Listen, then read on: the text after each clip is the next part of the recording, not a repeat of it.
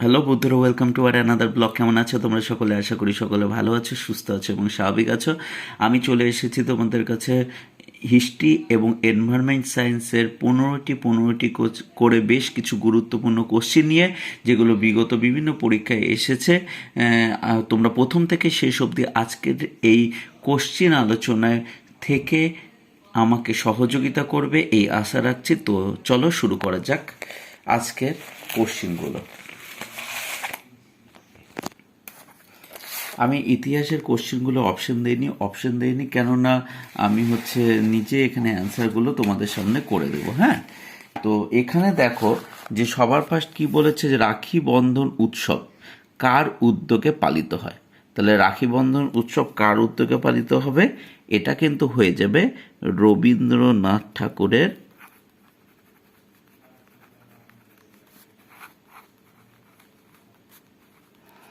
ঠাকুরের উদ্যোগে কিন্তু পালিত হয়। ওকে, তোমরা নিজেরা তোমাদের কতগুলো ঠিক হচ্ছে তোমরা নিজেরা কাউন্ট করে আমাকে অবশ্যই কমেন্ট বক্সে জানাবে। সেকেন্ড কোশ্চিন সেটা হচ্ছে বাংলার মুকুটহীন রাজা কাকে বলে? তাহলে এটা কি হবে? এটা হয়ে যাবে তোমাদের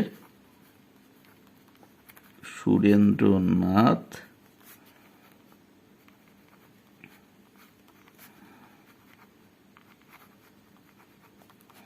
বন্দ্যোপাধ্যায়। ওকে, তারপরে next question 3 number, a nation in making গ্রন্থটি কার লেখা? তাহলে তোমরা নিজেরা নিজেদের অ্যান্সারটা করে ফেলো। এ নেশন ইন মেকিং গ্রন্থটি কিন্তু এটাও সুরেন্দ্রনাথ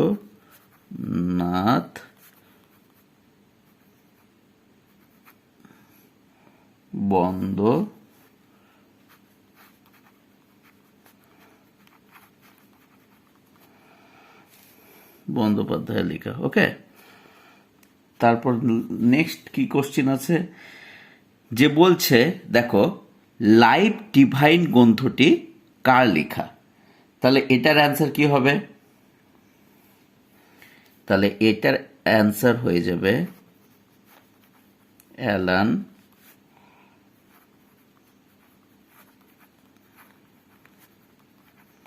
অক্টাভিয়ান হিউম। মনে রাখার কি, অ্যালান অক্টাভিয়ান হিউম। এই হিউম নামটা অবশ্যই মাথায় রাখবে, যে লাইফ ডিভাইন গ্রন্থটি কিন্তু হিউমের। ওকে, এরপরে যে 5 নাম্বার কোশ্চেন সেটা হচ্ছে গদর পার্টি কে প্রতিষ্ঠা করেন? তাহলে গদর পার্টি কে প্রতিষ্ঠা করেন? উত্তর হয়ে যাবে লালা হরদয়াল।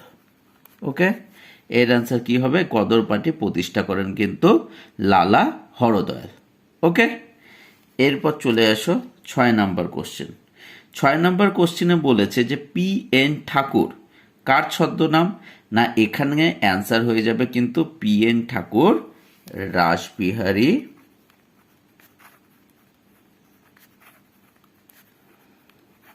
বসুর ছদ্মনাম। ওকে, তারপর চলে যাও 7 নাম্বার কোশ্চেনে। কি বলেছে, যে poverty and un-British rule in India, এই poverty and un-British rule in India কার লেখা? তাহলে এটার উত্তর কি হবে? দাদা ভাই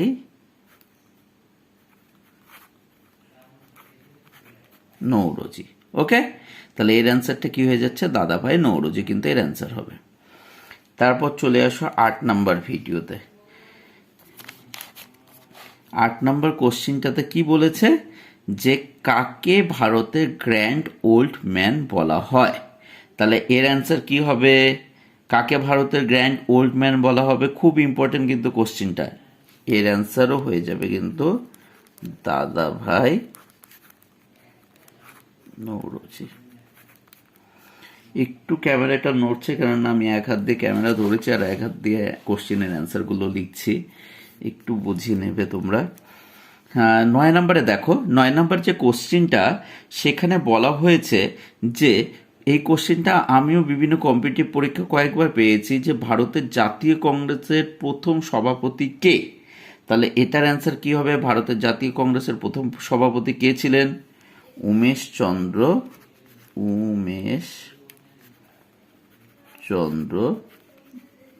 ব্যানার্জি। ওকে, উমেশ চন্দ্র ব্যানার্জি কিন্তু এর অ্যান্সার হয়ে যাবে। এরপর চলে আসো 10 নম্বর কোশ্চেনে। না, 10 নম্বর কি বলেছে, যে বর্তমান ভারত কার লেখা। এটাও কিন্তু ইম্পর্টেন্ট একটা কোশ্চেন, বর্তমান ভারত কার লেখা। তাহলে এর অ্যান্সার কি হয়ে যাবে? স্বামী বিবেকানন্দ। ওকে, তাহলে স্বামী বিবেকানন্দ এর কিন্তু বর্তমান ভারত কার লেখা? স্বামী বিবেকানন্দের। ঠিক আছে, তাহলে আমি আরেকবার এই সাইডের অর্থাৎ এই দিকের খাতার আমি কোশ্চেনগুলো সম্পর্কে একবার একটু আলোচনা করে দিই। রাখি বন্ধন উৎসব তাহলে কার উদ্যোগে পালিত হয়? রবীন্দ্রনাথ ঠাকুর। বাংলার মুকুটহীন রাজা কাকে বলা হয়? সুরেন্দ্রনাথ বন্দ্যোপাধ্যায়কে। এই ন্যাশন ইন মেকিং গ্রন্থটি কার লেখা? সুরেন্দ্রনাথ বন্দ্যোপাধ্যায়।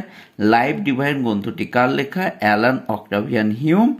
গদর পার্টি কে প্রতিষ্ঠা করেন? লালা হরদয়াল গদর পার্টি প্রতিষ্ঠা করেছিল কিন্তু আমেরিকার সান ফ্রান্সিসকোতে। ঠিক আছে, এই গদর পার্টিটা। PN ঠাকুর কার ছদ্মনাম? রাসবিহারী বসুর। তারপরে 7 নম্বর question, poverty and British rule in India কার লেখা? দাদাভাই নৌরোজি। তারপর 8 নম্বর যেটা, কাকে ভারতের গ্র্যান্ড ওল্ড ম্যান বলা হয়? এটা হচ্ছে দাদাভাই নৌরোজি। ভারতের জাতীয় কংগ্রেসের প্রথম সভাপতি কে ছিলেন? উমেশ চন্দ্র ব্যানার্জি। বর্তমান ভারত কার লেখা? এটা কিন্তু স্বামী বিবেকানন্দ। এবার চলে আসা যাক নেক্সট পেজে। কি বলেছে দেখো, অনুশীলন সমিতি কে প্রতিষ্ঠা করেন?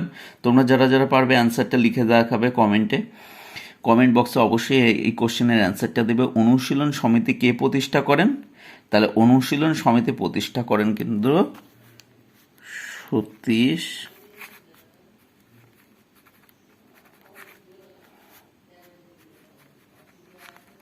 সতীশচন্দ্র বসু। ওকে, তারপর চলে আসো 12 নম্বর কোশ্চেন, নীল দর্পণ কার লেখা? তাহলে এটার উত্তর কি হবে? দীনবন্ধু মিত্রের লেখা। ওকে, তাহলে এর আনসার হয়ে যাচ্ছে দীনবন্ধু মিত্র। তারপর 13 নম্বরে চলে আসো, প্রার্থনা সমাজের প্রাণ পুরুষ। দেখো, প্রার্থনা সমাজের প্রতিষ্ঠাতা কিন্তু আত্মারাম পাণ্ডুরঙ্গ, তাই না? কিন্তু এখানে বলছে প্রার্থনা সমাজের প্রাণ পুরুষ কি? তাহলে এখানে কিন্তু হয়ে যাবে মহাদেব গোবিন্দ রানাডে।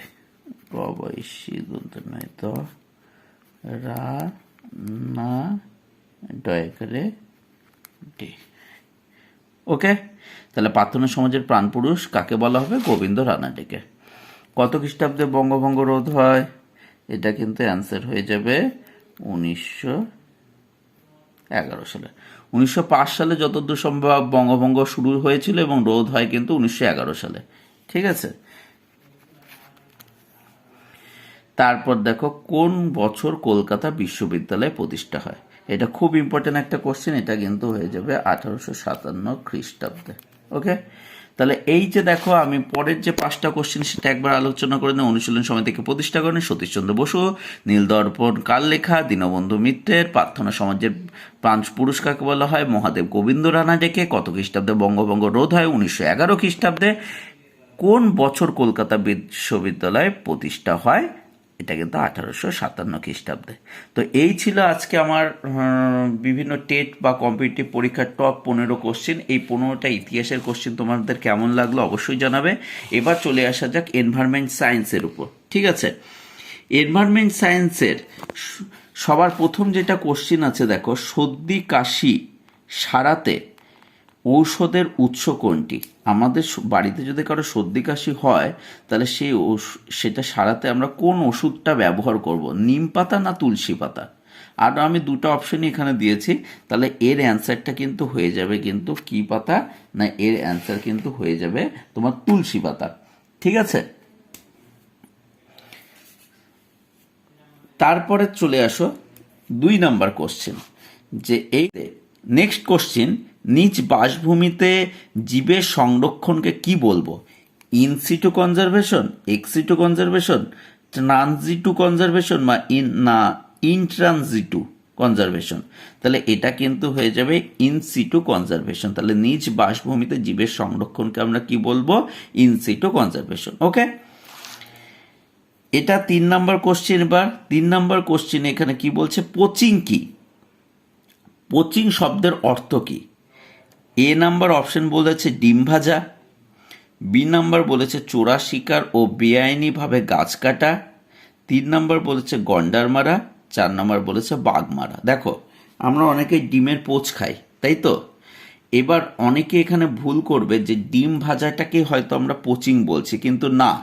এনভায়রনমেন্ট সায়েন্সে এই পোচিং শব্দের অর্থ কিন্তু চোরা শিকার ও বেআইনিভাবে যারা গাছ কাটে, অর্থাৎ যারা প্রাকৃতিক সম্পদ এবং প্রকৃতির সম্পদের যারা প্রাকৃতিক সম্পদকে তারা যেমন ধ্বংস করছে এবং কি প্রকৃতির ভারসাম্য বজায় রাখার মূলে যারা রয়েছে সেই সমস্ত উদ্ভিদ প্রাণীকেও তারা ধ্বংস করছে, তাদের কিন্তু চোরা শিকারী ও বেআইনিভাবে যারা গাছ কাটে তাদেরই কিন্তু আমরা কি বলছি?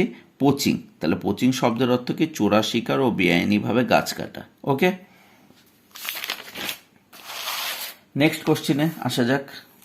3 নাম্বার কি বলেছে? জীববৈচিত্র্যের সুপার মার্কেট বা বড় বাজার কাকে বলে? যে জীববৈচিত্র্যের সুপার মার্কেট বা বড় বাজার কিন্তু আমরা কাকে বলবো না? জীববৈচিত্র্যের সুপার মার্কেট বা বড় বাজার আমরা কিন্তু বলবো জলাভূমিকে। ওকে, তাহলে এর অ্যান্সার কিন্তু হয়ে যাবে কি? জলাভূমি হলো। তারপর যে কোশ্চেনটা আছে, রেড ডেটা বুক কে প্রকাশ করে? মানে নিচে রয়েছে ইউএনও অপশন, এ নাম্বার অপশনে ইউএনও, বি নাম্বার অপশনে ইউনেস্কো, সি নাম্বার অপশনে ইউএনএফসিসিসি এবং ডি নাম্বার অপশন IUCN। তাহলে রেড ডেটা বুক প্রকাশ করেন কে না? রেড ডেটা বুক মানে যেখানে একদম বিলুপ্ত প্রায় প্রাণীদের কি করা হয়, যে বইয়ের মধ্যে অর্থাৎ যে খাতার মধ্যে বিলুপ্ত প্রায় প্রাণীদের নথিভুক্ত করে রাখা হয়, সেটা প্রকাশ করেন কোন সংস্থা? সেটা কিন্তু হয়ে যাবে IUCN। এইটি তাহলে রেড ডেটা বুক কে প্রকাশ করেন? IUCN। এই IUCN এর ফুল ফর্ম কি? International union for conservation of nature. ঠিক আছে, তারপর যেটা রয়েছে সেটা হচ্ছে নেক্সট কোশ্চিন, লিউকেমিয়া এর ওষুধ ভিনক্রিস্টিন এর উৎস কোনটি? খুব ইম্পর্টেন্ট একটা কোশ্চিন, যে লিউকেমিয়ার ওষুধ ভিনক্রিস্টিন। তাহলে লিউকেমিয়ার ওষুধের নাম কি? ভিনক্রিস্টিন। এটাও কিন্তু একটা কোশ্চিন, এর উৎস কোনটি? এবার তাহলে আগে আমাকে জানতে হবে যে লিউকেমিয়া কি। লিউকেমিয়া হচ্ছে রক্তে ক্যান্সার, অর্থাৎ রক্তের মধ্যে যে ক্যান্সার ধরা পড়ে, এর ওষুধ কিন্তু ভিনক্রিস্টিন। এর উৎস কোনটা হবে? অপশানে সিনকোনা গাছ আছে, না নয়নতারা, না সর্পগন্ধা। এর উত্তর কিন্তু হয়ে যাবে নয়নতারা। ওকে, খুব ইম্পর্টেন্ট একটা কোশ্চেন। তারপর চলে আসো 7 নম্বর কোশ্চেনে, তাজমহল ক্ষতিকারক দূষকটি হলো, অর্থাৎ তাজমহল যে মার্বেল দ্বারা গঠিত, সেই মার্বেল ক্রমাগত দিনের পর দিন কিন্তু ক্ষয় পেয়ে যাচ্ছে। তাহলে কিসের জন্য ক্ষয় পাচ্ছে? একটা হচ্ছে SO2-র ফলে, একটা CO2-র ফলে, একটা হাইড্রোকার্বনের ফলে, না একটা কৃত্রিমভাবে। এর অ্যান্সার কি হবে? এটা কিন্তু SO2 অর্থাৎ সালফার ডাই অক্সাইডের ফলে কিন্তু তাজমহল বলো কিংবা কলকাতার ভিক্টোরিয়া মেমোরিয়াল বলো, এগুলো কিন্তু সালফার ডাই অক্সাইডের ফলে কিন্তু ক্ষতিগ্রস্ত হচ্ছে। এরপর চলে আসা যাক যে কোশ্চিন, সেটা হচ্ছে 8 নাম্বার। 8 নাম্বারে কি বলছে? পানীয় জল আর্সেনিকের সর্বোচ্চ অনুমোদনযোগ্য সীমা কোনটি? তাহলে পানীয় জলে আর্সেনিকের সর্বোচ্চ অনুমোদনযোগ্য সীমা 0.01 মিলিগ্রাম পার লিটার, না 5 মিলিগ্রাম পার লিটার, না 0.5 মিলিগ্রাম পার লিটার, না 5.5 মিলিগ্রাম পার লিটার। তাহলে এর অ্যান্সার কি হয়ে যাবে? এটা কিন্তু পানীয় জলে আর্সেনিকের সর্বোচ্চ অনুমোদনযোগ্য কিন্তু 0.5 মিলিগ্রাম পার লিটার। এর বেশি হলে কিন্তু শারীরিক বিভিন্ন ক্ষতির প্রভাব আমাদের ধরা পড়বে। এরপর চলে আসা যাক 9 নাম্বার কোশ্চেন। 9 নাম্বারে বলেছে আতশবাজিতে বেরিয়াম নাইট্রেট ব্যবহার করলে, যদি আতশবাজিতে বেরিয়াম নাইট্রেট ব্যবহার করা যায় তাহলে কি হবে? 1 নম্বর অপশনে বলা হয়েছে ধোঁয়া হবে, সশব্দে বাজি ফাটবে, না সাদা উজ্জ্বল আলো হয়, না সবুজ রং তৈরি হয়। তাহলে এর অ্যান্সার কিন্তু হয়ে যাবে সবুজ রং তৈরি হয়। ঠিক আছে, তাহলে 9-এর কি অ্যান্সার হচ্ছে ডি। আমরা এখন যত নতুনত্ব সব আতশবাজি বেরিয়েছে যেগুলো আকাশে উঠে বিভিন্ন কালার হয়, তো সবুজ রং তৈরি হয় কিসের ফলে? এই বেরিয়াম নাইট্রেটের জন্যই কিন্তু। ঠিক আছে, এরপর চলে আসা যাক শাক সবজির বজ্র ফেলার জন্য কি রঙের ড্রাম ব্যবহার করা উচিত। তাহলে শাক সবজি বজ্র ফেলার জন্য 1 নম্বর অপশনে বলছে নীল না সবুজ, তাহলে এর অ্যান্সার কিন্তু হয়ে যাবে সবুজ ড্রাম ব্যবহার করা উচিত। ওকে, এই ছিল একটা কোশ্চেন। এরপরে চলে আসা যাক 11 নম্বর কোশ্চিনে। না 11 নম্বর কোশ্চিনে কি বলছে? তেজস্ক্রিয় বিকিরণ শক্তির একক কি? এখানে আমি কোনো অপশন দেইনি, তাহলে তেজস্ক্রিয় বিকিরণের শক্তির একক কি হবে? রেম, রয়কার মো। ওকে, তাহলে এর অ্যান্সারটা কি হবে? রেম। তোমরা যদি চাও এটা লিখে রাখতে পারো, তেজস্ক্রিয় বিকিরণ শক্তির একক কিন্তু রেম। তাহলে আমি আরেকবার এই পেজটা আমি একটু আলোচনা করে দিই। তাহলে জীববৈচিত্র্য সুপারমার্কেট জলাভূমিকে বলে। রেড ডেটা বুক প্রকাশ করেন IUCN। লিউকোমিয়ার ওষুধ ভিনক্রিস্টিন এর উৎস কোনটি? নয়নতারা। তাজমহলের ক্ষতিকারক দূষক সালফার ডাইঅক্সাইড। পানীয় জলে আর্সেনিকের সর্বোচ্চ অনুমোদনযোগ্য সীমা 0.5 মিলিগ্রাম পার লিটার। আতশবাজিতে বেরিয়াম নাইট্রেট ব্যবহার করলে সবুজ রং তৈরি হয়। আর শাকসবজি বজ্র ফেলার জন্য কি ব্যবহার করা হয়? সবুজ ড্রাম ব্যবহার করা হয়। তেজস্ক্রিয় বিকিরণ শক্তির একক কি? রেম। এবার 12 নম্বর কোশ্চিনে দেখা যায় 12 নম্বরে কি বলেছে যে তেজস্ক্রিয় বিকিরণ কি যন্ত্রের সাহায্যে পরিমাপ করা হয়? তেজস্ক্রিয় বিকিরণ কিন্তু 1 নম্বর অপশনে বলছে প্যান্টোগ্রাফ, আর একটাতে বলছে গিগার মুলার কাউন্টার। তাহলে এখানে যে অপশনের অ্যান্সারটা হয়ে যাবে সেটা কিন্তু গিগার মুলার কাউন্টার। ওকে, এরপর চলে আসো সেটা হচ্ছে 13 নম্বর কোশ্চিনে। 13 নম্বর কোশ্চিনে বলেছে যে ভারত সরকার এবং হু বলতে ওয়ার্ল্ড হেলথ অর্গানাইজেশন পানীয় জলে আর্সেনিকের কতটা ঊর্ধ্বসীমা ধার্য করেছে? তাহলে হু এবং ভারত সরকার কি করেছে যে পানীয় জলে কতটা পরিমাণ আর্সেনিক থাকবে সেটা একটা ঊর্ধ্বসীমা ধার্য করে দিয়েছেন। সেটার পরিমাণ কত? এর কোনো অপশন দেয়নি, এর পরিমাণ হবে 0.01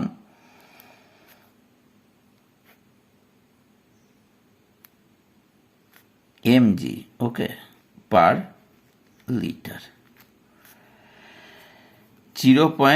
এটা আমি আর একটু ভালো করে লিখে দিচ্ছি, 0.01 mg মানে মিলিগ্রাম পার লিটার। ওকে, হলো।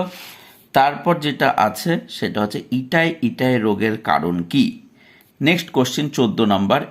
ইটাই রোগের কারণ কি? না ইটাই রোগের কারণ কিন্তু ক্যাডমিয়াম দূষণ। ক্যাডমিয়াম দূষণ, এই ক্যাডমিয়াম দূষণের ফলে কিন্তু ইটাই রোগ হয়। এবং আজকের লাস্ট কোশ্চেন 15 নম্বর, সেটা হচ্ছে কোন দূষণের ফলে হাত ও পায়ের নখে মিচ রেখা দেখা যায়? তাহলে কোন দূষণের ফলে? এর অ্যান্সার কিন্তু হয়ে যাবে আর্সেনিক। ওকে, আর্সেনিকের ফলে হাত এবং পায়ের নখে কিন্তু এক ধরনের মিচ রেখা, হালকা এক ধরনের রেখা দেখা যায়, যেটাকে আমরা ভূগোলের ভাষায় বলছি মিচ রেখা।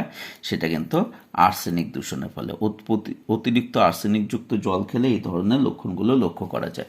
তো এই ছিল আজকে আমার এই চ্যানেলের টপ 30 কোশ্চেন, 15টি হিস্ট্রির উপর এবং 15টি এনভায়রনমেন্ট সায়েন্সের উপর। তো আজকের এই আলোচনায় তোমরা এই ভিডিওটি দেখে তোমাদের কেমন লাগলো অবশ্যই জানাবে। নেক্সট ভিডিও কি টাইপের চাও সেটাও অবশ্যই জানাবে। ততক্ষণের জন্য ভালো থেকো, পাশে থেকো, চ্যানেলটিকে লাইক সাবস্ক্রাইব করো। ধন্যবাদ।